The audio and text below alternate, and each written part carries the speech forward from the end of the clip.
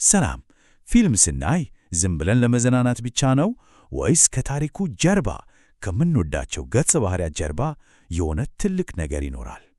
እስኪ ዛሬ የአማርኛ ፊልሞች ስለ ሰው ልጅ፣ ስለ እኛ፣ ስለ ህብረተሰባችን ምን እንደሚሉን ትንሽ በጥልቀት እንመልከት። ያው ይሄ ጥያቄ ወሳኝ ነው።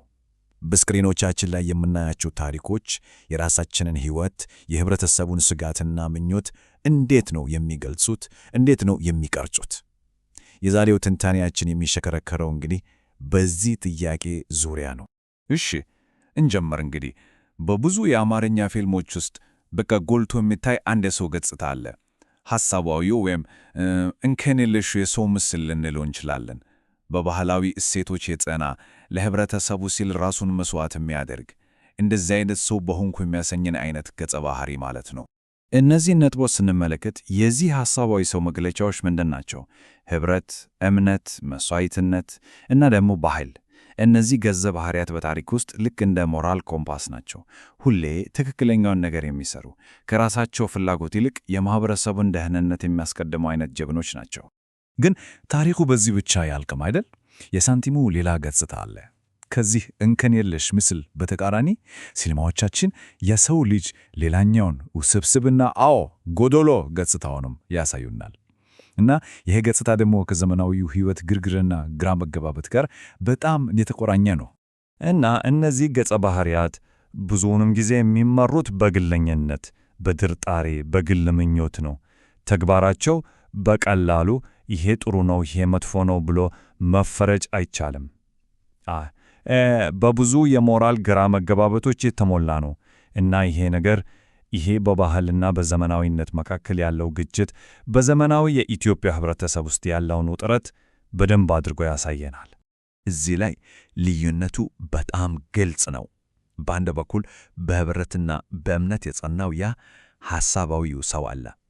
በሌላ በኩል ደግሞ በግለኝነትና በምኞት የሚነዳው ከማህበረሰቡ ራሱን ያገለለው ሰው ይታያል። በቃ የአማርኛ ሲኒማ ውበቱም ድራማው የሚፈጠረው በእነዚህ ሁለት አይነት የሰው ልጅ እይታዎች መካከል ካለው ትግል ነው። እሺ፣ ግን አንድ ነገር መረዳት አለብን። እነዚህ የሲኒማ ምስሎች ድንጋይ ላይ የተቀረጹ አይደሉም፣ ቋሚ አይደሉም ማለት ነው።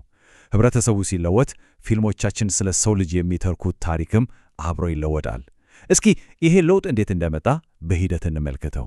ይህን ጉዞ ስናይ በጣም ይገርም ነው። መጀመሪያ ላይ በቀደምት ፊልሞች ዋና ገጸ ባህሪያቱ የህብረተሰብ ጀግኖች ነበሩ። ማንነታቸው ከማህበረሰቡ ውጪ ትርጉም አልነበረው። ከዛ ወደ መካከለኛው ዘመን ስንመጣ ትኩረቱ የከተማ ህይወት ላይ ሆኖ፣ ይህ ከገጠር ወደ ከተማ መምጣት የፈጠረው ትግል፣ በባህልና በዘመናዊነት መካከል ያለው ውጥረት ዋነኛ የትኩረት ነጥብ ሆነ። አሁን ላይ ደግሞ ዛሬ ላይ ትኩረቱ ወደ ውስብስብ ግለሰብ ዞሯል። ታሪኮች ወደ ውስጥ ገብቶ በጣም ጥልቅ ስነ ልቦናዊና ውስጣዊ ግጭቶች ላይ ነው የሚያተኩሩት። እንግዲህ ይህ ሁሉ ነገር ምን ማለት ነው? ይህ ሁሉ ትንታኔ ምን ትርጉም አለው? እነዚህ በፊልም የምናያቸው ሐሳባዊ ወይም ጎዶሎ እና ደግሞ በጊዜ ሂደት የሚለዋወጡ የሰው ምስሎች ስለ ራሳችን፣ ስለ ማንነታችን በእርግጥ ምን እየነገሩን ነው? ዋናው ቁም ነገር እና ትልቁ ሐሳብ ይሄ ነው። ሲኔማ ማለት የህብረተሰቡ መስታወት ነው። ፊልም ስናይ የምናየው ለመዝናኛ ብቻ የተዘጋጀ ታሪክ አይደለም።